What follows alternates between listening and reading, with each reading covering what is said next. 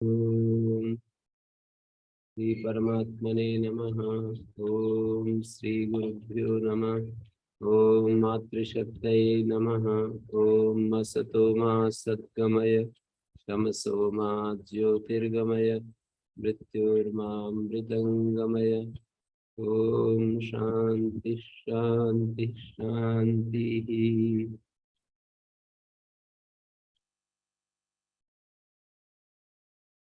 उपनिषद कक्षा 248 छांदोग्य उपनिषद की 89वीं कक्षा 7वें अध्याय का ये नारद सनत कुमार संवाद चल रहा है। और पूछा गया कि चित्त से क्या बड़ा है, तो उन्होंने बतलाया चित्त से ध्यान बड़ा है। चित्त भी संकल्प से बड़ा है, पर चित्त से भी बड़ा ध्यान है। माने संकल्प, यहाँ एक एक विशेष अर्थ में इन शब्दों का प्रयोग हुआ है। मन बड़ा है, मन से संकल्प बड़ा है। नाम बड़ा है, नाम भी काफी बड़ी चीज है, लेकिन नाम से भी बड़ी चीज वाणी है। वाणी से मन बड़ा है, मन से संकल्प बड़ा है। संकल्प और मन में क्या अंतर है? वैसे तो ये देखा जाता है कि मन का मतलब होता है संकल्प करना, पर यहाँ पर संकल्प को बड़ा बता दिया, संकल्प को कारण और मन को कार्य। तो इसका मतलब यह है संकल्प कुछ विशेष अर्थ में प्रयोग हुआ है। वो मन का संकल्प होता है ना, वो वाला संकल्प नहीं है। मन मनन करने का काम करता है, इच्छा करने का काम करता है। तो यहाँ मनन भी एक प्रकार की इच्छा करना बता दिया है। जब ये कहते हैं कि मन वाणी से बड़ा है, क्योंकि मन अनुभव करता है और अनुभव करके मनसा मनस्यति, जब मन से ये विचार निश्चय करता है, मनन करता है कि मैं मंत्र पढ़ूं तो पढ़ने लगता है, कर्म करूं तो करने लगता है, पुत्र और पशुओं की इच्छा करूं तो उनकी इच्छा करने लगता है। ये है मनन। मनन इस अर्थ में प्रयोग किया है कि जिस चीज को चाहता है वो करने लगता है।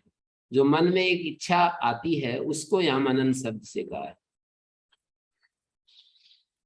मन में चीजों को देख करके विचार का जो एक इच्छा पैदा होती है उसको यह मनन कहा है। इस लोक उस लोक को चाहूं तो उसको इच्छा करता है। मन 3 शब्द बोले, मन आत्मा है, और फिर कहा मन लोक है, मनो ही ब्रह्म।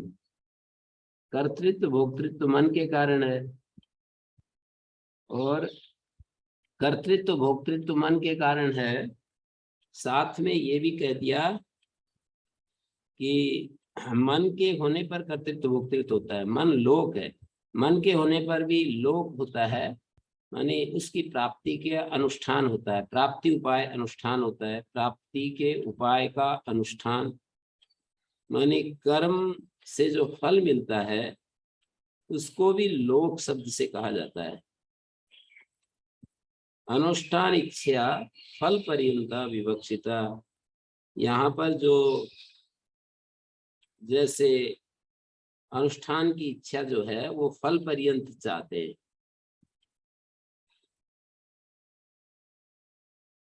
अनुष्ठान करना और फल तक पहुंचना। भाष्यकार ने ये दिया है कि मंत्रान अधीय उच्चारयेमिति विवक्षाम कृत्वा अधीते कर्माणि कुर्वीयेति चिकीर्षा बुद्धिम कृत्वा कुरुते पुत्राश्च पशुश्च इच्छेति प्राप्ति इच्छा कृत्वा। प्राप्ति की इच्छा करके उसकी प्राप्ति के उपाय का अनुष्ठान, अनुष्ठानेन अधिच्छते पुत्रादीन प्राप्नोति। इमं लोकम अमुम लोकम उपायेन इच्छति इच्छेति तत्प्राप्ति उपाय अनुष्ठानेन। उसकी प्राप्ति के उपाय के अनुष्ठान से इस लोक उस लोक को मैं चाहूं तो प्राप्त कर लेता है। मनो ही आत्मा आत्मना कर्तृत्व भोक्तृत्व च सती मनसी। हमने मन के होने पर ही आत्मा का कर्तृत्व भोक्तृत्व होता है, और तो कोई उपाय है नहीं। मनो ही लोका सत्येव मनसि लोको भवति तत्प्राप्ति उपाय अनुष्ठानम भवति। मनो ही लोक, उसकी प्राप्ति के उपाय का अनुष्ठान होता है। तो यहाँ पर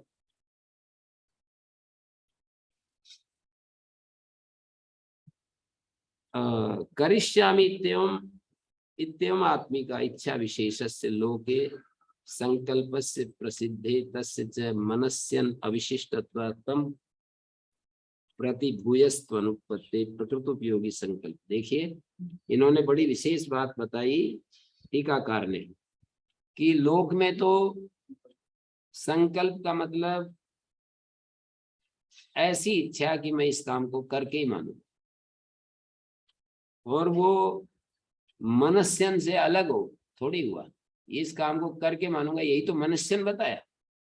मन का कार्य यही बताया कि मैं किसी काम को करके ही दम लूंगा, ये मनस्यन है। तो इसको मनस्यन से वो अविशिष्ट हो गया संकल्प। तो संकल्प को बड़ा कैसे बतलाया, तो यहाँ पर जो संकल्प है कुछ अलग अर्थ में, ये बात समझने की। ये मन से बड़ा संकल्प किस अर्थ में संकल्प को बतलाया, तो उसका अर्थ विशेष है। अंतःकरण की एक वृत्ति है संकल्प, निश्चय करने वाली कि ये कर्तव्य है, ये अकर्तव्य है, ये ठीक है, ये गलत है। इस विषय विभाग के द्वारा जो हमें समर्थन मिलता है वो अंतःकरण वृत्ति संकल्प है। विभागेन समर्थित विषय, विभाग पूर्वक देखो ये कर्तव्य, ये कर्तव्य, ये लाभ है, ये हानि है, ये ठीक है, ये गलत है, ऐसा विभाग पूर्वक जब समर्थित हो जाता है तो हमारे अंदर ये चीज उत्पन्न होती है कि मैं अब इस काम को करूं। माने इससे पहली वाली जो स्थिति मन की बताई थी मनस्यन, वो स्थिति इसके बाद आती है निश्चय करने के बाद। तो संकल्प का मतलब बुद्धि के द्वारा जो निश्चय किया जाता है ना, लाभ हानि का, धर्म अधर्म का, कर्तव्य कर्तव्य का जो निश्चय किया जाता है उसको यहाँ संकल्प कहा है। और वो संकल्प मनस्यन का मतलब है कि अब मैं इसको तो हटा देता हूँ कि इसमें हानि है, और ये जो लाभकारी जो क्षेत्र है इसमें अपनी ऊर्जा लगाता हूँ, ये तो मनस्यन है। पर मनस्यन से पहले जो एक स्थिति आती है उसका नाम संकल्प। तो ऐसा यहाँ पर संकल्प को बड़ा बताया। संकल्पो वाव मनसो भूयानिदा वही संकल्पते अथ मनस्यति। जब वो निश्चय करता है, संकल्पते का मतलब निश्चय करता है ठीक गलत का, कर्तव्य कर्तव्य का, धर्म अधर्म का निश्चय करता है, तो मनस्यति, मनस्यति का मतलब उस काम को करने के लिए तत्पर हो जाता है।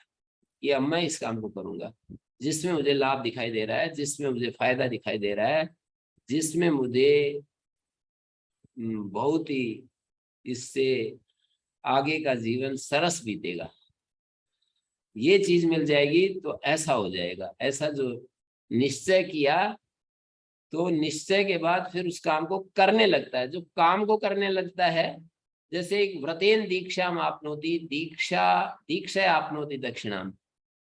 तो जो व्रत है वो तो संकल्प स्थानीय है, और दीक्षा जो है मनस्यन स्थानीय, ऐसे भी आप समझ सकते हैं। मेरे ख्याल में इस शब्द से ज्यादा आपको मैसेज मिल रहा होगा समझने के लिए। संकल्प माने व्रत, और मनस्यन का मतलब दीक्षा। व्रत और दीक्षा में यही अंतर होता है। व्रत का मतलब किसी काम को हम देखते हैं कि ये मेरे लिए लाभकारी है, उसका जो निश्चय है, लाभकारी कार्य का निश्चय ही व्रत होता है। और उस व्रत के बाद जो उस काम को हम करने लग जाते हैं उसका नाम दीक्षा है। करना शुरू कर देते हैं तो वो दीक्षा हो जाती है। और दीक्षा के बाद दक्षिणा मिलती है, मतलब उपलब्धि होने लगती है, और दक्षिणा से श्रद्धा हो जाती है। उपलब्धि होगी तो कौन पीछे हटेगा, और श्रद्धा से फिर सत्य मिल जाता है। ऐसे श्रृंखला दिखाई है ना वेद में। तो संकल्पो वाव मनसो भूयान, अथ वाचम ही रहे थी, ये तो फिर पहले वाली श्रृंखला को दिखा दिया कि भाई संकल्प करता है तो मनस्यन क्रिया से युक्त हो जाता है, माने दीक्षित हो जाता है। मैं उस शब्द को दीक्षित और व्रत के साथ जोड़ करके बताना चाहता हूँ जिस समझने में सुविधा हो। अथ वाचम ही रहती, जब वो दीक्षित हो जाता है तो वाणी का उच्चारण करता है। ताम नामनी ही रहती, और वो वाणी तो नाम में ही होती है। नामनी मंत्रा एकम भवंती, मंत्रेशु कर्माणि, मंत्रों में कर्म अनुस्यूत रहते हैं। ये प्राचीन परंपरा में इसलिए तो हो रहा है कि वेद को यज्ञार्थम वेदा प्रवृत्ता, वेद वेद जो है वो यज्ञ के लिए ही है, यज्ञ करने के लिए है। तो इसलिए सारी वेद की व्याख्या यज्ञ परक कर दी। महर्षि दयानंद इस युग में आए और उन्होंने वेद को इस कर्म कांड के बाहर निकाला और ये स्थापना की कि वेद जो है केवल कर्म कांड तक सीमित नहीं है, हमारे व्यावहारिक जीवन में भी ये दिशा देते हैं। और वेद हमारे व्यावहारिक जीवन में दिशा देते नहीं देते, वेद का अंतिम तात्पर्य तो परमात्मा को दिशा देने में, परमात्मा को बोध कराने में। सर्वेषां वेदानां तस्मिन् परमेश्वरे अंतिमम तात्पर्यम अस्ति, ऐसा एक वाक्य उनका। सभी वेदों का ना वेदविद मनुते तम बृहंतम, जो वेद को नहीं जानता उस बृहत ब्रह्म को नहीं जान सकता। तो उन्होंने कर्म से बाहर कर दिया, माने वेद में कर्म भी है, वेद में उपासना भी है, वेद में ज्ञान भी है, तीनों है। इसलिए हम तो इस बारे में कई बार प्रसंग में ये कहा, एक जगह हमने ये चर्चा की। तो एक वो है ना जो सायकाल आजकल न्याय दर्शन, पहले योग दर्शन, उससे पहले गीता का प्रबंध कर रहे थे, इस यूट्यूब का जो व्यवस्था कर रहे अरविंद तिवारी जी। तो वो कहने लगे आपने वो एक वेद के ऊपर प्रवचन किया था, वही प्रवचन फिर करो।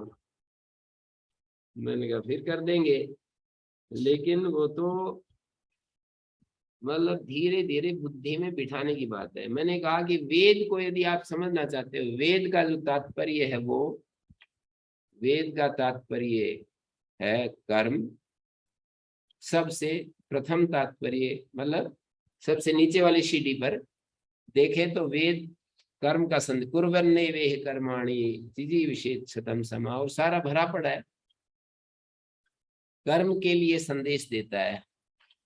और कर्म में दो चीजें आती हैं, विधि और माने विधि निषेध, दोनों ही कर्म के साथ जुड़े हुए हैं कि हमें क्या करना है क्या नहीं करना। और वेद हमें फिर संदेश देता है अपने को जानने के लिए, आत्मानं विद्धि।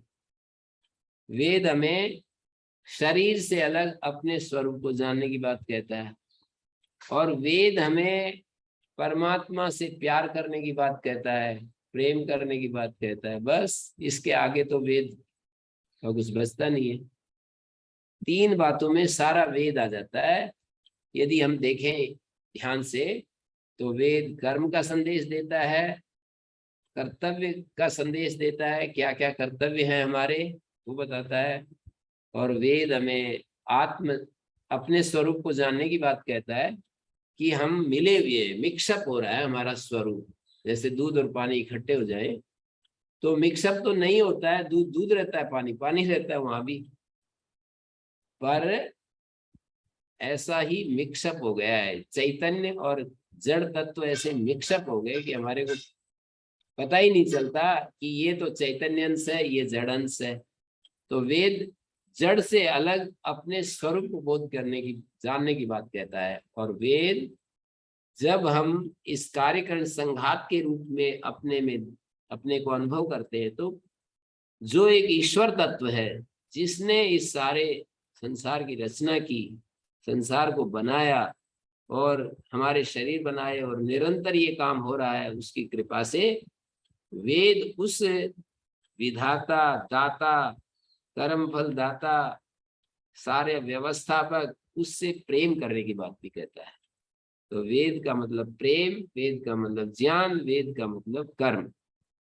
तीन बातों में सारा वेद का, ये तीन काम कर रहे हैं तो हम वेद के पथ पर चल रहे हैं, माने वेद की आज्ञा का पालन कर रहे हैं। और वेद की आज्ञा पालन करने का मतलब मंगलमय रास्ते पर चल रहे हैं। हमारा जो रास्ता है वो निरापद है, कभी भी नहीं कल्याण कृत कश्चित दुर्गतिम तात गच्छति। सारे वेदादि शास्त्र, जो वेद के बाद की जितनी भी स्मृतियां हैं, सारे शास्त्र इसी बात का विस्तार कर रहे हैं। जैसे ज्ञान का विस्तार, कर्म का विस्तार, कर्म के ऊपर शास्त्र पूरा, नीति शास्त्र, धर्म शास्त्र लिखे हुए होते हैं। और प्रेम भगवान को कितना, गीता में कितना महिमा गाई है, ऐसे और भी शास्त्रों में कितना भक्ति का चित्रण प्रस्तुत किया है। तो ये वेद भक्ति के बात भी कहता है, मंत्रों में भी आता है, केवल गीता की बात नहीं। जो चीज मंत्रों में नहीं है और मंत्रों में दिखाई नहीं देती पर स्मृति में है, तो उन्होंने कहा है मीमांसाकार जैमिनी ने कि उसका मूल वेद में है, हमें बेशक दिखाई नहीं दे रहा, स्मृति में है। हाँ, ऐसी चीज हो जो वेद में है और उससे विरुद्ध यदि है स्मृति में, तो कहेंगे कि ये हम नहीं मान सकते। वेद में जिस चीज का निषेध कर दिया मुखरित रूप से, और स्मृति में वो चीज आ रही है, तो ऐसे दोनों के विरोध होने पर तो नहीं मान्य होगी, नहीं मान्य होगी। लेकिन वेद में कहीं इसका मूल दिखाई नहीं देता, निषेध भी नहीं है, और मूल दिखाई नहीं देता, निषेध है नहीं, और स्मृति में कोई चीज आ रही है, तो कहते हैं मीमांसाकार जैमिनी मुनि कि उसका मूल वेद में है कहीं ना कहीं, तुम्हें नहीं दिख रहा, तुमको नहीं दिख रहा है, लेकिन उसका मूल वेद में है। यदि स्मृति में है और उसका निषेध नहीं है वेद में, तो वेद में ना दिखाई दे कोई बात नहीं, मूल में है, वेद में है वो चीज। लेकिन भाई साफ साफ ही मना कर दिया किसी चीज का, और फिर भी स्मृति में आ रही है, तो वो मान्य नहीं हो।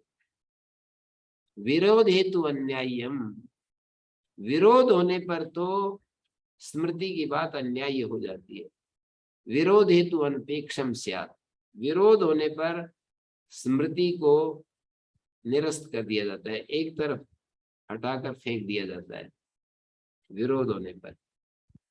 अविरोध में तो फिर, अविरोध का मतलब क्या है, वेद में कुछ दिख रहा होता है साफ साफ, जैसे मित्रस्य चक्षुषा सर्वाणि भूतानि समीक्षन्ताम, मित्र की आंख से सारी धरती को देखो, तो ये तो साफ साफ प्रेम का संदेश दे रहा है ना, वेद प्रेम का संदेश दे रहा है।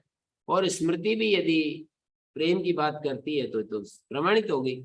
और ऐसी कोई बात जो वेद में मिलती नहीं है और स्मृति में साफ साफ मिलती है, तो भी उसका मूल वेद में है कहीं ना कहीं, जो हमारे नहीं आया है, हमारी आंखों के सामने नहीं आया है।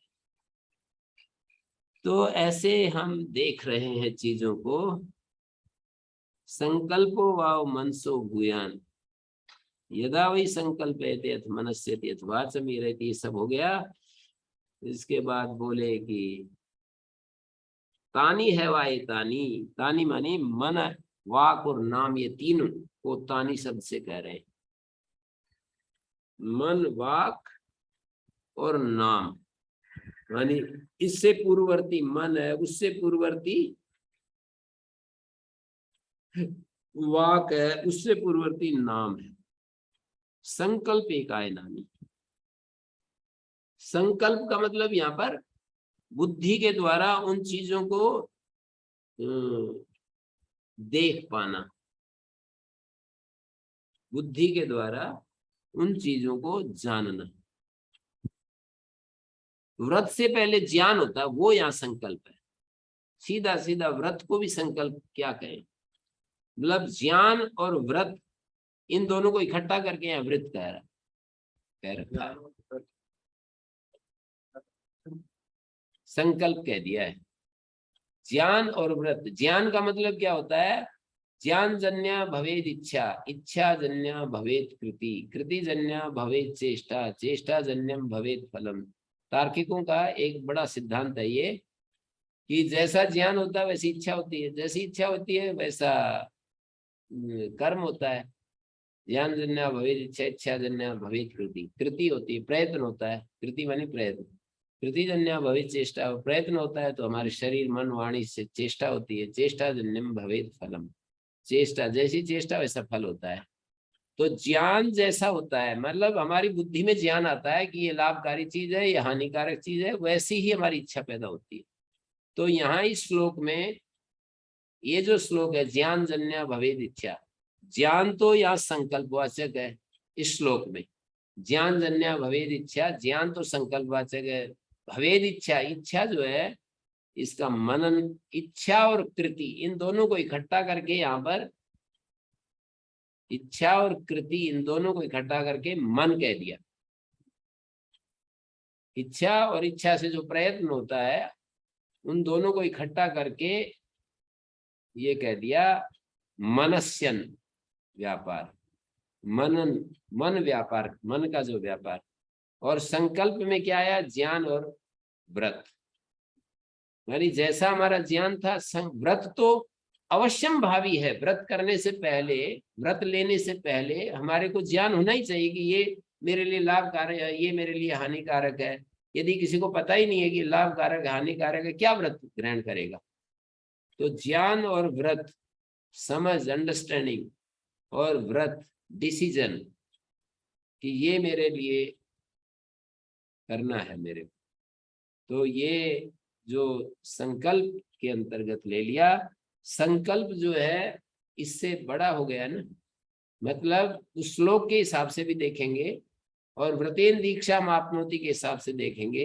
व्रत मानी संकल्प और दीक्षा मानी मनस्यन। और श्लोक में भी ज्ञान जन्य भवेद इच्छा, ज्ञान का मतलब संकल्प और इच्छा मानी मनस्यन। और फिर आगे की प्रक्रिया चालू हो जाती है। संकल्पात्मकानी, संकल्प एकायनानी, मानी मन वाक नाम जो तीनों के तीनों संकल्प ही एक, संकल्प में ही लीन हो जाते हैं। तीनों संकल्प में ही उत्पन्न होते हैं और संकल्प में ही इनकी स्थिति होती है।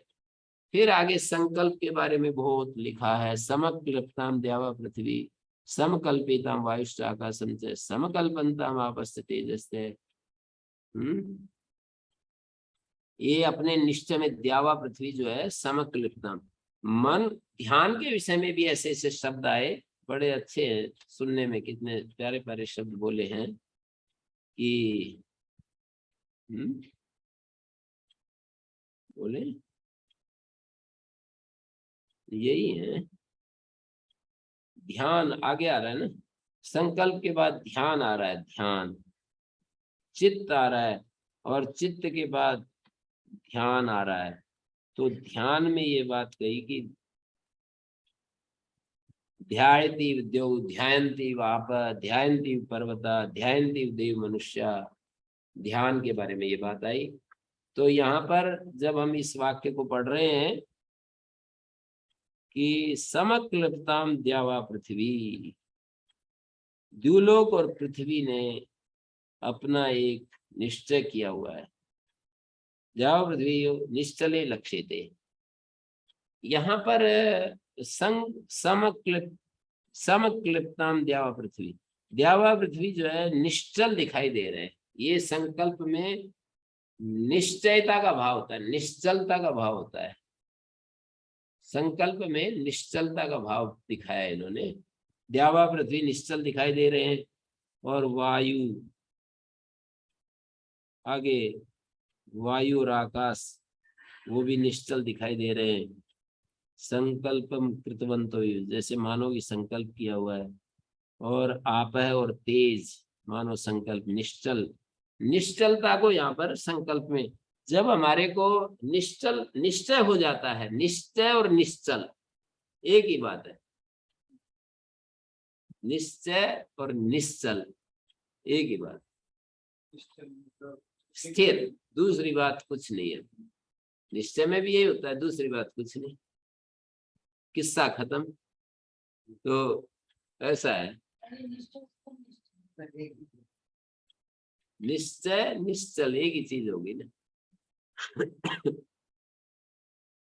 तो समक्लिप्ताम द्यावा प्रथम द्यावा पृथ्वी समकल्पिताम वायुश्चाकाशम च समकल्पनताम आपस्य तेजस्य तेसाम संक्लिप्ते वर्षम संकल्पते। अब इन सब की तेसाम में बहुवचन जो बोला, द्यावा पृथ्वी आदि नाम, ये जो द्यावा पृथ्वी वायु आकाश आपस तेज ये सारे आ गए। इन सब के तेसाम सबसे कह रहे, इनके निश्चलता के लिए ही तो संक्लिप्त्यई, यहाँ पंचम अर्थ में चतुर्थी है। उन सब के संक्लिप्त्यई का मतलब संकल्प निमित्तम, उनके संकल्प के निमित्त ही वर्षा वर्षम संकल्पते, वर्षा जो है वो समर्थ होती, संकल्पते का अर्थ है समर्थ होती है।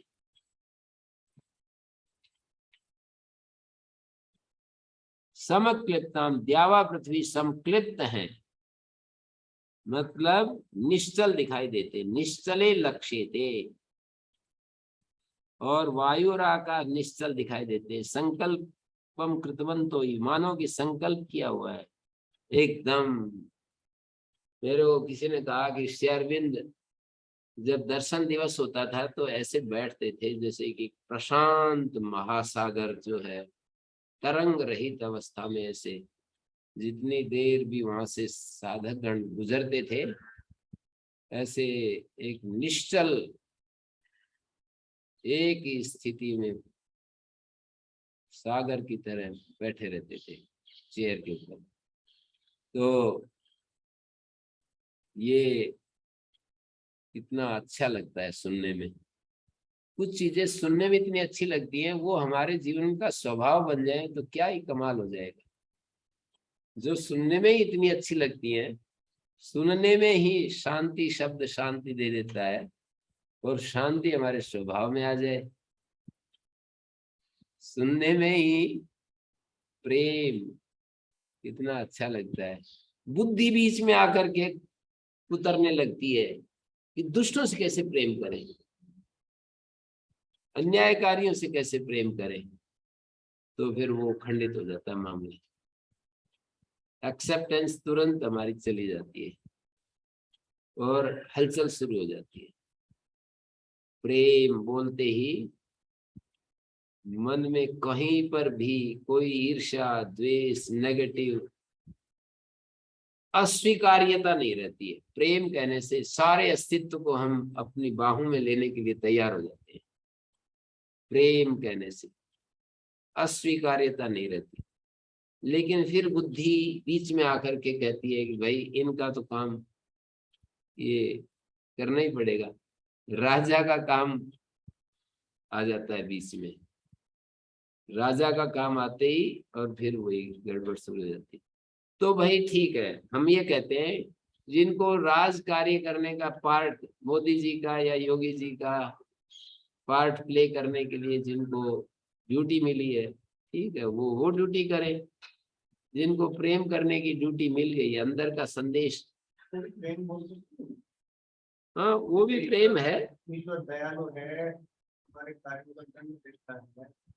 वो भी एक अर्थ में प्रेम है, पर ये दूसरे तरह के प्रेम की व्याख्या मैं कर रहा था। वो वाला प्रेम बहुत ही मुश्किल काम जैसा लगता है। ये जो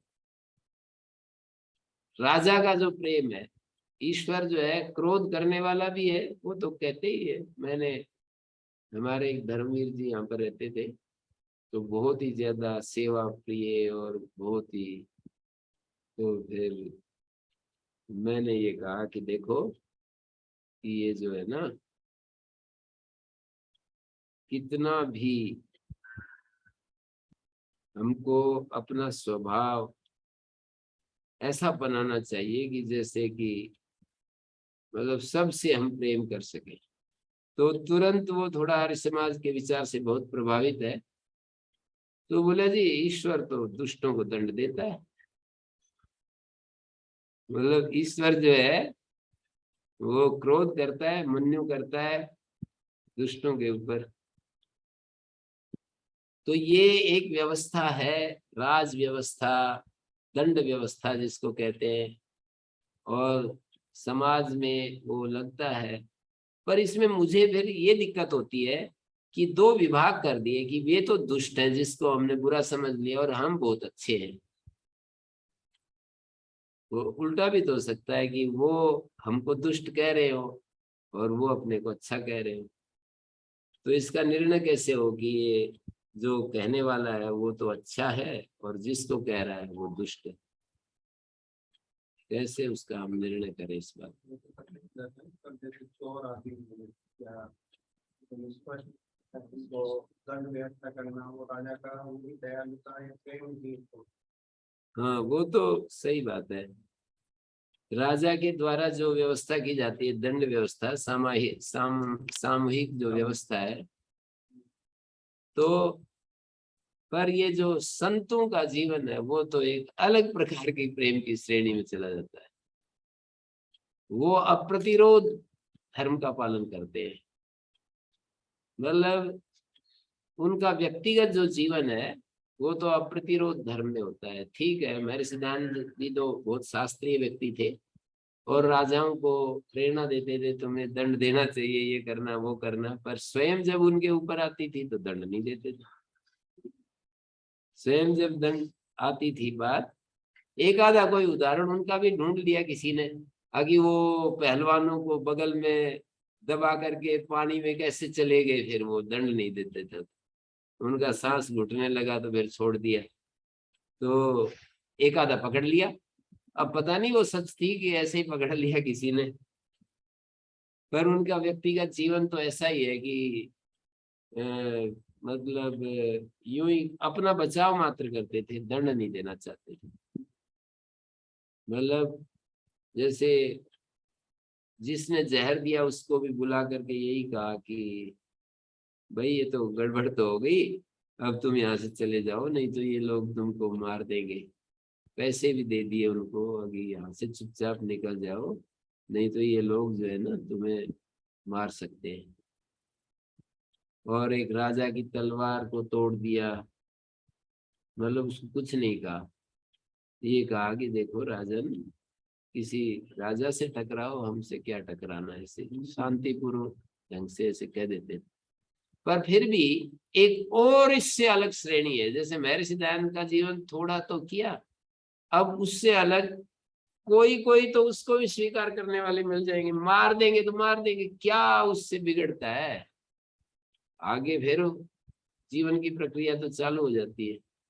किसी ने हमको मार दिया थोड़ी देर के लिए तो मतलब ये स्वीकार नहीं होगा। मैं जो ये भाषा बोल रहा हूँ इसलिए मैं इसको बोलना ठीक नहीं समझता, नहीं तो इसमें भी मेरे को तो एक विचार आता है, किसी ने हमें मार दिया तो क्या हो जाएगा, मार दिया तो मार दिया, खत्म बात, आगे फिर जीवन की प्रक्रिया शुरू हो जाएगी। ये स्वीकार होगा नहीं, ये भी मैं जानता हूँ, ये जो वाणी है स्वीकार नहीं होगी कि भाई एक उड़िया बाबा थे, बहुत ही संत थे, बहुत ही अद्भुत संत थे, मंच पर बैठे थे, किसी ने आकर के उनकी कुल्हाड़ी मार दी, एक पागल आदमी ने उनके सिर में। वो तो बिल्कुल वो थे, निर्वैर व्यक्ति थे बिल्कुल एकदम, बहुत ही अद्भुत शालीन शांति और एकदम उच्च चरित्र के व्यक्ति थे, शील संपन्न थे, दूसरे के मन की बात जान लेते थे, दूसरे को बता देते थे कि अब आप ये मन में लेकर के आए हो। तो वो बैठे थे, पीछे से आकर के किसी ने मार दी कुल्हाड़ी, तो प्रारब्ध खत्म हो गया। ये भी एक दृष्टि है उसको देखने की कि उनका प्रारब्ध इसी तरह से नष्ट पूरा होना था, वो तो मुक्त हो गए थे, किसी ने आकर के उनके प्रारब्ध को मतलब एकदम से ऐसी एक व्यवस्था होगी, पर ये सब स्वीकार नहीं होगा, इसलिए क्या चर्चा करनी इसकी। प्रेम का, रमन महर्षि कहते थे कि सन्यासी का धर्म है अप्रतिरोध। जैसे कोई चोरी कर रहा है, बोले ठीक है करने दो, कोई नहीं, उनको ज्यादा आवश्यकता होगी। कोई एक व्यक्ति जो है आश्रम का कुछ उठा करके ले जा रहा है, ले जाने दो, कोई बात नहीं। जैसे कोई एक उसमें आश्रम में पेड़ लगे हुए थे, कोई आकर के ये पक्षी बंदर वगैरह उसको खाते, बोले खाने दो भाई, क्या है ये तो इनके लिए भी है। तो अप्रतिरोध भाव में रहते हैं।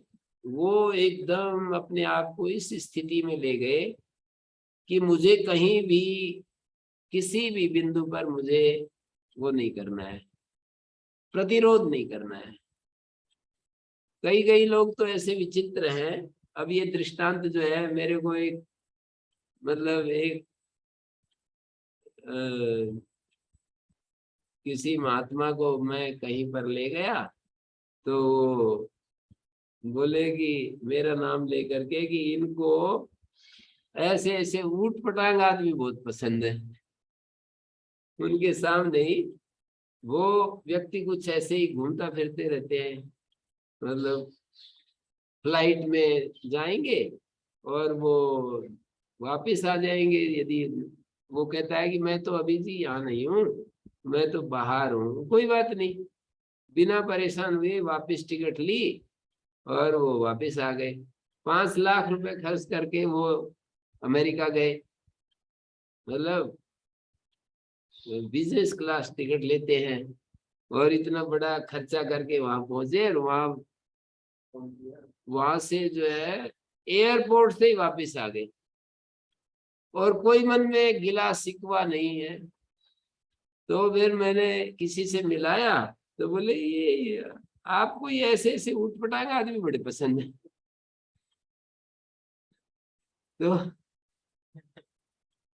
तो उठपटांग आदमी भी कभी कभी मेरे को पसंद आ जाते हैं, इसलिए उनकी मैं चर्चा नहीं करूंगा। चलो प्रसंग में आ जाते हैं। तेसाम संक्लिप्ते, वो तेसाम संक्लिप्ते मानी संकल्प निमित्तम, द्यावा पृथ्वी आदि के संकल्प निमित्त, यहाँ पंचम्य अर्थ में चतुर्थी विभक्ति है। वर्षम संकल्पते, वर्ष संक्लिप्त्या, यहाँ पर भी वही क्रम हो रहा है। वर्षा के संकल्प के निमित्त अन्न संकल्प करता है, समर्थ होता है। अन्न के संकल्प के निमित्त प्राण समर्थ होते हैं, प्राणों के संकल्प के निमित्त मंत्र संकल्प समर्थ होते हैं। संकल्पन्ते, दूसरे संकल्पन्ते का अर्थ समर्थ होते हैं। मंत्राणाम संकल्पते कर्माणि संकल्पन्ते, कर्मणाम संकल्पते लोका संकल्पते, लोक समर्थ होता है। लोकस संकल्पते सर्वम संकल्पते, लोक के संकल्प के निमित्त सब कुछ समर्थ होता है। लोक का मतलब यहाँ पर फलम संकल्पते, लोका संकल्पते फलम संकल्पते। कर्म जो होता है कर्तृ समवायी दया समर्थि भवती, ये अर्थ है इसका। और लोकस संकल्प निमित्तम, लोक के संकल्प के निमित्त सर्वम जगत स्वरूप अवैकल्याय, अपने स्वरूप में रहता है। सर्वम संकल्प, सभी अपने स्वरूप में रहते हैं। सही संकल्प, संकल्पम उपासना, ये संकल्प का स्वरूप है, इस संकल्प की उपासना करो। संकल्प का मैंने स्वरूप बताया यहाँ पर। संकल्प का स्वरूप बताया व्रत, ज्ञान युक्त जो व्रत है, मानी जैसा ज्ञान और जैसा व्रत है उसको संकल्प का। और जब तक इस संकल्प की पहुंच होती है वहां तक ये पहुंच जाता है। ये सब कहने के बाद कहते हैं या संकल्पम ब्रह्म इति उपासते, क्लिप्तान वैसे लोकान ध्रुवान ध्रुवा, वो सभी क्लिप्तान लोकान, धात्रा क्लिप्तान, ब्रह्म बुद्धि से संकल्प को देखता है जो, क्लिप्तान वही धात्रा, अस्य इमे लोका फलम, इस उपासक के ये लोक फलभूत है। क्लिप्तान समर्थितान संकल्पितान, समर्थित संकल्पित, ध्रुवान इति आनंद इति ध्रुवान नित्यान, नित्यान अत्यंत अध्रुव अपेक्षा ध्रुवस्त, अत्यंत जो अध्रुव है उसकी अपेक्षा से ध्रुवस्त स्वयं। लोकिनो अध्रुवत्वे लोके ध्रुव क्लिप्तिर व्यर्था इति ध्रुवा सन प्रतिष्ठान प्रतिष्ठितान उपकरण संपन्नान, संप्रतिष्ठितान उपकरण संपन्नान पशुपुत्रादि भी प्रतिष्ठति दर्शनात् स्वयं च प्रतिष्ठितो भवति। इस मंत्र में, तीसरे मंत्र में, यह संकल्पम ब्रह्म इति उपास्ते क्लृप्तान वैश लोकान ध्रुवान ध्रुव, स्वयं ध्रुव होता हुआ इन लोकों को समर्थितान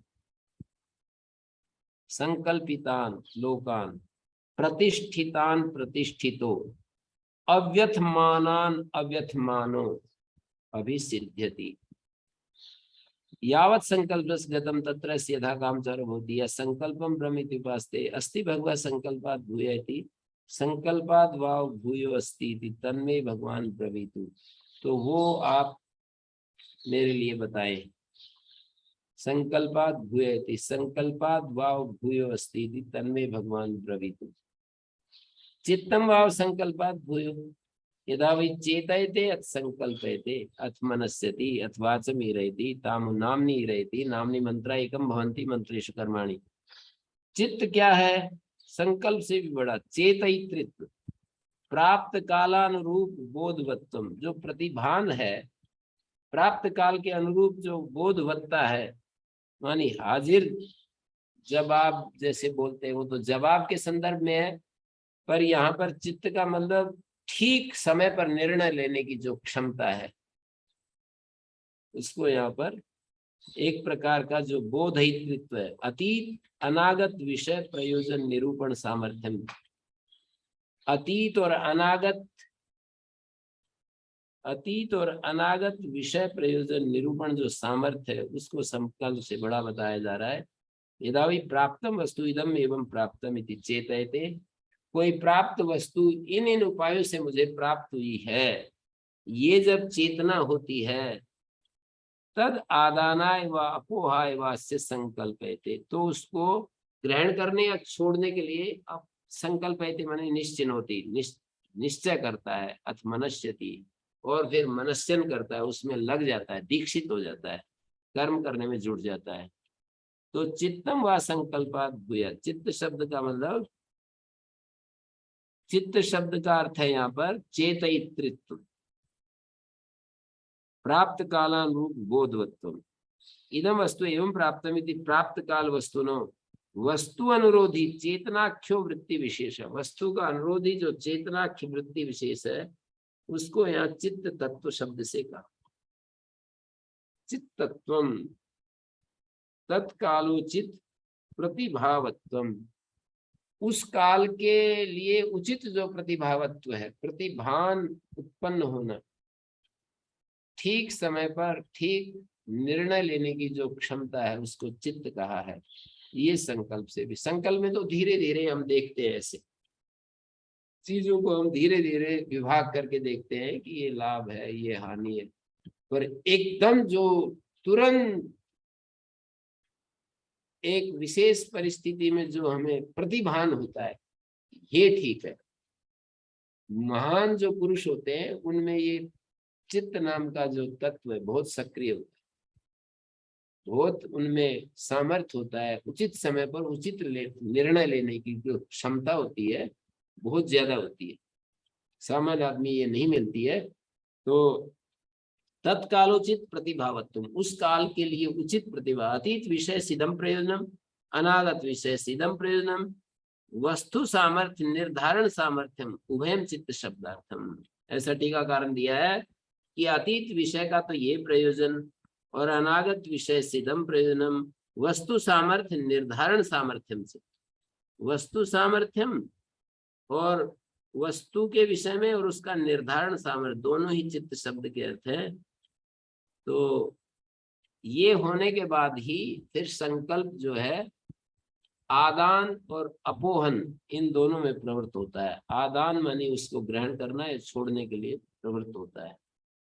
भाष्यकार ने यही दिया है, इदम वस्तु एवं प्राप्तम प्राप्त काल वस्तु नो वस्तु अनुरोधी चेतनाख्यो वृत्ति विशेषा तद्वत्वम अतीतम भोजनम तृप्ति साधनम दृष्टम भोजनत्वाद आगामिनो भी तस्य तदेव प्रयोजनम इति निरूपण सामर्थ्यम चित्तम। चित्त में तर्क शक्ति ज्यादा होती है, तो वो एकदम उसको सिद्ध करने का सामर्थ्य होता है। कई जैसे लोग होते हैं, तर्क आएगा नहीं। चित्त में ये कह रहे हैं ना कि अतीत भोजन तृप्ति साधन है, तो अगला भी तृप्ति का साधन होगा। ऐसे तो तर्क बुद्धि से जो निश्चय कर देते हैं तुरंत, तर्क बुद्धि भी आ गई और प्रतिभान भी आ गया, ये भी कह रहे हैं। प्रतिभान का मतलब होता है एकदम से स्फुरित होना कोई चीज, उसमें लॉजिक भी यदि आ गई तो उसी को तर्क बुद्धि कह देते हैं।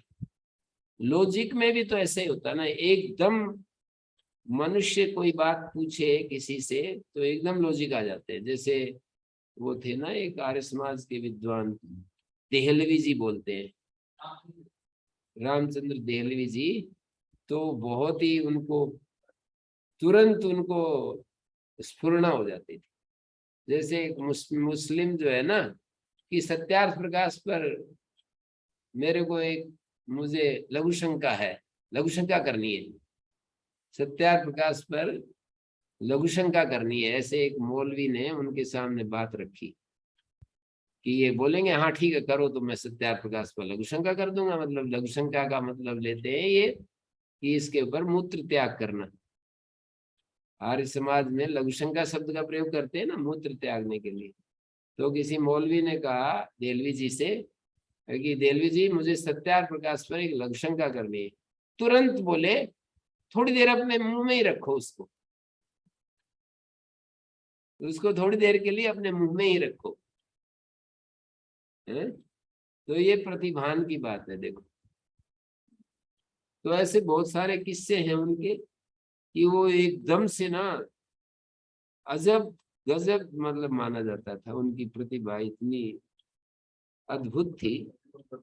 हाँ खिलाने के लिए बकरा ले जा रहे हैं मौलवी पंडित जी, कुर्बानी के लिए कितना अच्छा दुम्बा, तो वो चिढ़ाने के लिए बोल रहे थे हाँ सुअर। हाँ, तो एक और सुना रहे हैं ये आचार्य जी कि एक बकरे को ले जा रहे थे, तो पंडित जी को, देहलवी जी को मौलवी ने कहा कि पंडित जी देखो कितना अच्छा है ये कुर्बानी कुर्बानी, इसको कुर्बान करेंगे। वो बहुत हृष्ट पुष्ट बनाते, एक साल तक खिलाते पिलाते हैं और फिर उसको जो है ना कुर्बान कर देते हैं।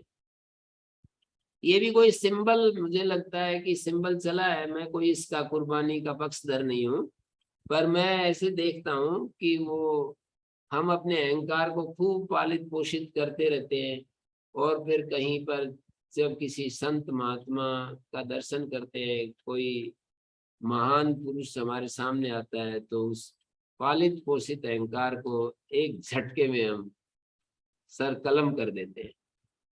तो अ, तो इस तरह से ये जो हमारे मतलब अहंकार को, अलग अलग मत पंथ वालों ने भी अहंकार को, जैसे किसी ने कहा कि मेरे को वो आता है, रात को मेरे को स्वप्न आया कि तुम इतने बड़े भक्त हो तो मेरे को कुछ भेंट तो दे नहीं रहे हो। तो उसने प्यारी सी एक भेड़ थी उसको कुर्बान कर दिया सुबह उठते ही। फिर अगली रात फिर आया कि आप भाई मैंने तुमसे एक चीज मांगी और तुमने दी नहीं मेरे को भेंट। तो उसके पास एक ऊंट था, उसको कुर्बान कर दिया। फिर तीसरे दिन फिर आया और वो बहुत ही हड़बड़ा करके उठा और अपनी पत्नी जहाँ सोई हुई थी उसको जगा करके कहा कि मुझे रोजाना ख्वाब आता है और खुदा आकर के कहता है कि, और मैं तो रोज जो है ना ऐसे करता हूँ और ये मेरा कुर्बानी स्वीकार नहीं हो रही। तो उसकी पत्नी हंसने लगी और वो उसने कहा कि आप हंस रही हैं और मैं तो जो है इतना परेशान हूँ। तो उसने उसका हाथ पकड़ा और उसके छाती के ऊपर रख करके, अच्छा मुझे ये बताओ कि तुम्हें ये जो तुम्हारा इकलौता बेटा है इससे भी कोई प्यारी चीज तुम्हें लगती है? कभी तुम भेड़ को कुर्बान कर रहे हो, कभी तुम ऊंट को कुर्बान कर रहे हो, वहां तुम क्यों नहीं पहुंचे? तो सबसे प्यारी चीज को कुर्बान किया जाता है, उसको तो आप नहीं कर रहे हो। तो फिर ये कहा कि ये भेड़ की, ऊंट की या बेटे की बात नहीं है, ये तुम्हारा बेटे से भी प्यारा तुम्हारा अहंकार है, उसकी कुर्बानी की बात है, उसको करो। आप इधर उधर घूम रहे हो, कभी उसको भेड़ को, कभी ऊंट को, कभी किसी और को। तो इस तथ्य को तो समझते नहीं और कुर्बानी करके अपने खुश हो जाते हैं मुस्लिम लोग। और अपने ये लोग भी, अपने यज्ञ करने वाले लोग भी, यज्ञों में भी इस तरह से यज्ञों में भी तो ये विधान कर रखा है ना, बहुत सारा विधान है कि उसका हृदय निकाले, उसका ये निकाले, उसका वो निकाले। तो ये अहंकार रूपी जो पशु है, उसके एक एक अंग को हमें इसकी भगवान यज्ञ की वेदी में, अग्नि में इसकी आहुति देनी होती है। अहंकार का वध करने के लिए, अहंकार का नाश करने के लिए तरह तरह के उपाय किए जाते हैं। वो हम करते नहीं, वो हम समझते नहीं, और बाहरी क्रियाकांड में हम मस्त हो जाते हैं।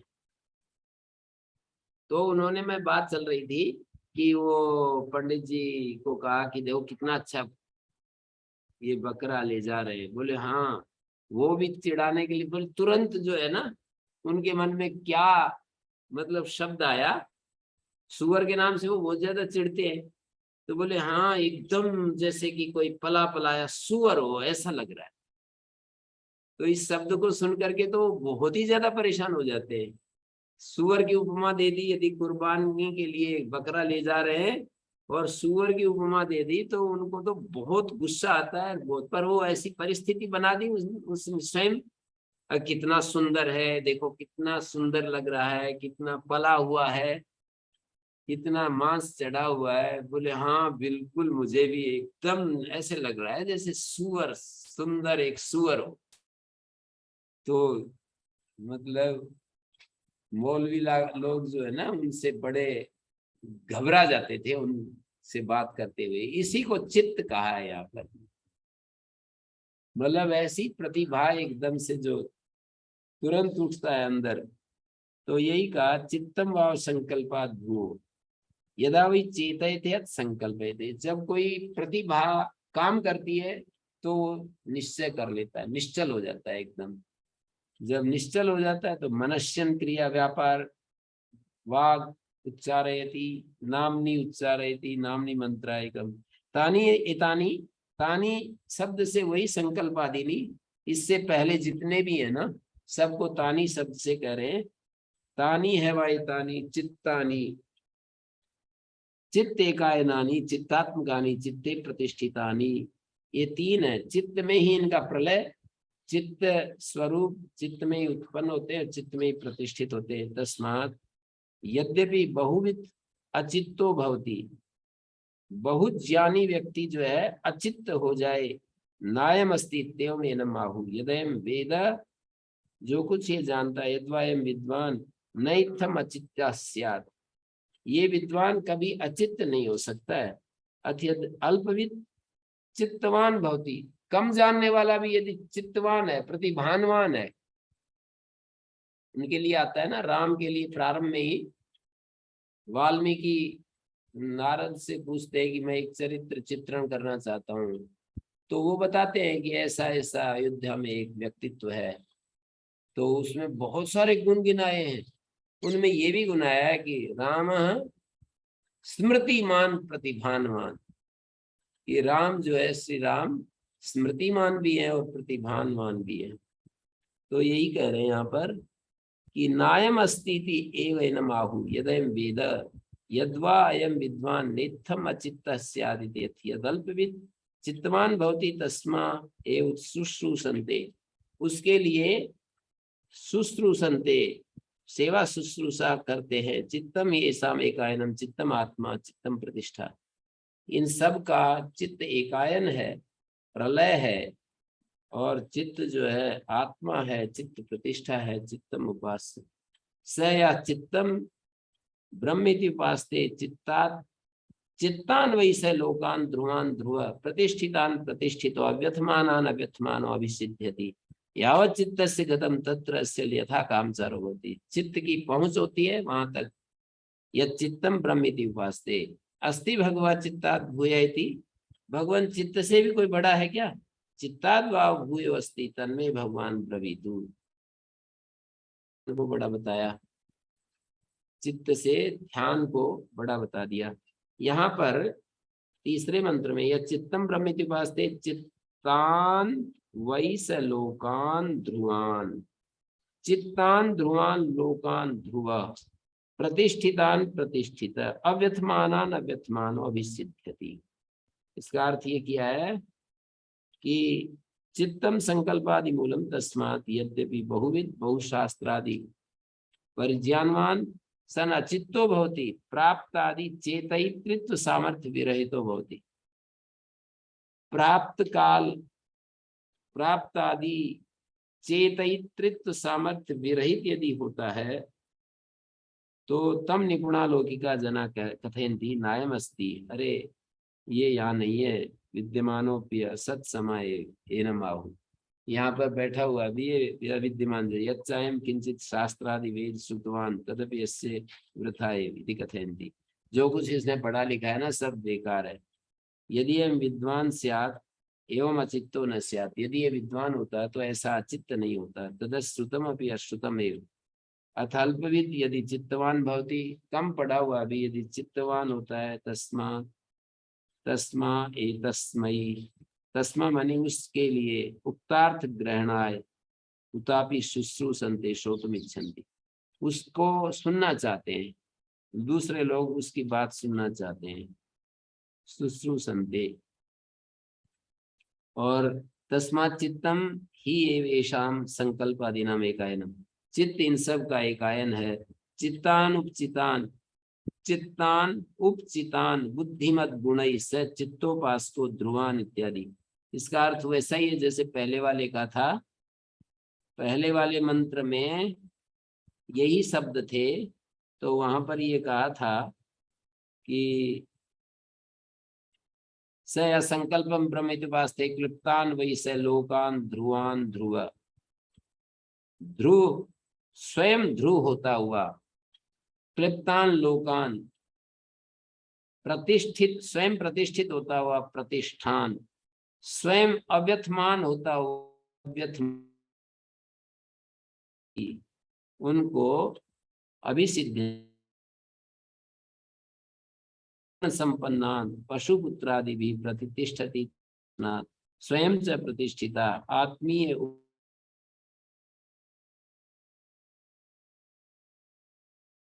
अव्यथमान मित्रादि त्रास रहितान, अव्यथमानान अमित्रादि तास रहितान, अव्यथमानान आगे कहा अमित्रादि, अमित्र माने शत्रु आदि, तास रहितान अमित्रादि त्रास, अमित्रादि जो भय होता है उससे रहित, अव्यथमानश्च स्वयं अभिसिद्ध्यति माने अभिप्राप्नोति। यावत् संकल्प से गतम संकल्पोत्तर तत्र से यथा कामचारो होती, आत्मना संकल्प से न तो सर्वेशम संकल्प, अपने संकल्प का कामचार होता है। यह संकल्पम ब्रह्मिति उपास्ते, जो संकल्प को ब्रह्म उपासना करता है उसका यावत संकल्प से गतम संकल्प गोचरा तत्र से यथा कामचार होती, वहां तक इसका कामचार हो जाता है। तो लोकिनो अध्रुवत्ते लोके ध्रुव क्लिप्तिर व्यर्थ है, ध्रुव सन प्रतिष्ठितान, जो लोक स्वामी है वो यदि अध्रुव है तो लोक ध्रुव होने से क्या लाभ होगा? तो इसलिए स्वयं ध्रुव सन ऐसा अर्थ किया है। लोकान ध्रुवान क्लिप्तान वै लोकान ध्रुवान ध्रुव, प्रतिष्ठितान प्रतिष्ठिता, अव्यथमानान अव्यथमानो अभिसिद्ध्यति अभिप्राप्नोति। यावत् संकल्प से गतम तत्र से यथा कामचारो होती है, संकल्पम ब्रह्मिति उपास्ते। तो फिर ये संकल्प से चित्त को बड़ा बता दिया, और चित्त में इन्होंने बहुवित होते हुए भी यदि उसको प्रतिभान ना हो तो उसको अचित्त कह देते हैं, अल्पवित होते हुए भी यदि प्रतिभा उसकी सक्रिय है तो चित्तवान कहते हैं। चित्तम आत्मा चित्तम प्रतिष्ठा चित्तम उपास्य स चित्तम ब्रह्मिति उपास्ते चित्तान वै स लोकान ध्रुवान चित्तान उपचितान बुद्धिमत गुणै बुद्धिमन्तः समृद्धि युक्ता गुणा भोग्य पदार्थ तैर उपचितान। यहाँ पर यहाँ पर ये जो शब्द लिखा है स चित्तम ब्रह्मित वास्ते चितान वै से लोकान ध्रुवान, चित्तान लिखा है आपकी पुस्तक में, चितान लिखा है चित्तान लिखा है, चितान होना चाहिए। चितान वै से लोकान ध्रुवान अध्रुव। तीसरा मंत्र जो 5वें खंड का जो तीसरा मंत्र है, यहाँ जो चित्तान शब्द लिखा है ना तीसरे मंत्र के प्रारंभ में, चितान होना चाहिए। चित्तान वही लिखा है गुरुजी, चित्तान वही लिखा है, चित्तान वही, चितान वही, चित्तान उपचितान ऐसा अर्थ किया है। चित्तान, चलो चित्त धातु से उपचितान माने वृद्धिमंता समृद्धि युक्ता गुणा भोग्य पदार्थ तैर उपचितान बुद्धिमत गुणई। सप्तम अर्थ में मतलब बुद्धिमान गुण है जिनमें विवेक प्रधान चित्त की उपासना करने से धर्म ज्ञान आदि गुणई बुद्धिमतः चित्तस्य उपासना। बुद्धिमतः विवेक प्रधान चित्त की उपासना करने से उस प्रकार का फल मिलता है। यहाँ पर चित्तान जो शब्द है, चितान चित्तान, चित्तान का अर्थ है उपचितान। चितान शब्द का अर्थ करेंगे तो उपचितान ऐसा आएगा। उपचितान मानी संचितान, चित्तान शब्द का अर्थ होगा उपचित, उपचित का अर्थ होगा संचित। संचित लोगों को, प्रतिष्ठित लोगों को, स्वयं प्रतिष्ठित होकर अव्यथमान लोगों को प्राप्त करता है, स्वयं अव्यथमान होता हुआ। तो प्राप्त आदि चेतयित्र सामर्थ्य रहितो माने प्राप्त कालानुरूप बोध रहता, समय के अनुरूप उसको बोध यदि नहीं हो रहा है तो उसको हम अचित्त कहते हैं। या प्राप्तम आगतम आदि शब्द से अनागतम, प्राप्त आदि माने आगत और अनागत, अतीत और अनागत विषय प्रयोजन निरूपण सामर्थ्य से रहित है। भूतकाल में किस तरह से कोई चीज उपलब्ध हुई, आगे कैसे उपलब्ध होगी, ये सामर्थ्य से रहित जो चित्त है, वो उससे रहित जो चित्त है, तो उसके लिए शब्द बोला प्राप्त आदि चेतयित्व सामर्थ्य विरहित कहलाएगा। वो ऐसी सामर्थ्य से रहित जो चित्त है, तम निपुणा लौकिका, समझदार लौकिक आदमी कहते हैं नायम अस्ति विद्यमानोपि अत्र नास्ति अविद्यमान समय वस्ति। अविद्यमान जैसा ही है क्योंकि इसका सारा सामर्थ्य लुप्त हो रहा है इस समय। तो चित्त को बड़ा बताया इससे पीछे, और चित्त से भी बड़ा ध्यान को बता दिया। ध्यान को बताते समय कहा ध्यानम भाव चित्तात् भूयो ध्यायति पृथ्वी ध्यायति अंतरिक्षम ध्यायति विद्यो ध्यायन्ति वापा ध्यायन्ति पर्वता ध्यायन्ति देव मनुष्या तस्माद् यही मनुष्याणां महत्तां प्राप्नुवन्ति ध्यान पादांसा ध्यान आपादांसा इव एव ते भवन्ति। ध्यानस्य आपादनम आपादो ध्यान फल लाभ। अथ ये अल्पा कलहिना पिशुना वो नहीं प्राप्त करते। उपवादिना इन अल्पा कलहिना पिशुना उपवादिना तेन प्राप्नुवन्ति। अथ ये प्रभवा, मतलब बीच में ये आया ना कि ध्यान पादांसा युते भवन्ति, अथ ये अल्पा कलहिना पिशुना उपवादिना ते ध्यान पादांसम न प्राप्नुवन्ति, उल्टा हो जाएगा। अथ ये प्रभवा, और जो प्रभु हैं, ईश्वर हैं, मालिक हैं, ध्यान पादांसा एव ते भवन्ति ध्यानम उपास। माने बीच में अल्पा कलहिना पिशुना उपवादिना, इनको ये कहा कि ये लोग ध्यान के फल को नहीं प्राप्त कर पाते हैं, ये लोग ध्यान के फल को नहीं प्राप्त कर पाते हैं, और जो प्रभु हैं वे प्राप्त कर लेते हैं।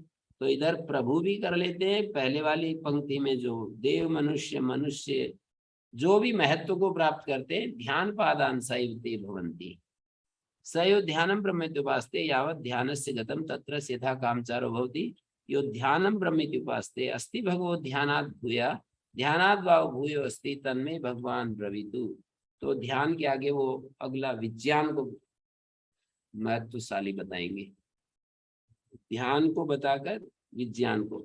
इसमें मेरे को ये कहना है, जो चित्त में ये बात आई, यस चित्तम ब्रह्मेत्युपास्ते चित्तान वैस, यहाँ पर चित्तान माने उपचितान, लोकान माने बुद्धिमंतः संता रिद्धि युक्ता गुणा भोग्य पदार्था तैरुपचितान वृद्धिमत गुणई उपचितान। वृद्धि क्या कह दिया ये, बुद्धिमत गुणई पाठ है, और वृद्धिमंता समृद्धि युक्ता गुणा भोग्य पदार्थ। वृद्धिमत की जगह वृद्धिमंता समृद्धि युक्ता गुण, दो तरह का पाठ मिलता है, एक तो बुद्धिमत गुणई, एक रिद्धिमत गुणई। समृद्धि युक्त गुण भोग्य पदार्थ उनसे युक्त लोगों को प्राप्त करते हैं, या बुद्धिमत गुणई मानी विवेक प्रधान चित्त की उपासना करने से, बुद्धि है जिनमें ऐसे गुणों की उपासना करने से धर्म ज्ञान आदि गुणई बुद्धिमतः चित्तस्य उपासना तथा विधम फलवत्वम भवन्ति। मैं ये कहना चाह रहा हूं, यहाँ पर भाष्यकार ने चित्तान वैसे लोकान ध्रुवान ध्रुव, चित्तान का अर्थ किया उपचितान बुद्धिमत गुणई। बुद्धि जिनमें है, बुद्धि विद्यते येषु गुणेषु, बुद्धि माने विवेक, विवेक जिन गुणों में है उन गुणों से उपचित, चित्तान उपचितान बुद्धिमत गुणों से जो संग्रहित जो लोक हैं उनको प्राप्त करता है। प्रतिष्ठितान प्रतिष्ठितो, ऐसा कहना चाह रहे हैं। तो यहीं पर हम विराम देते हैं। ओम शांति शांति शांति।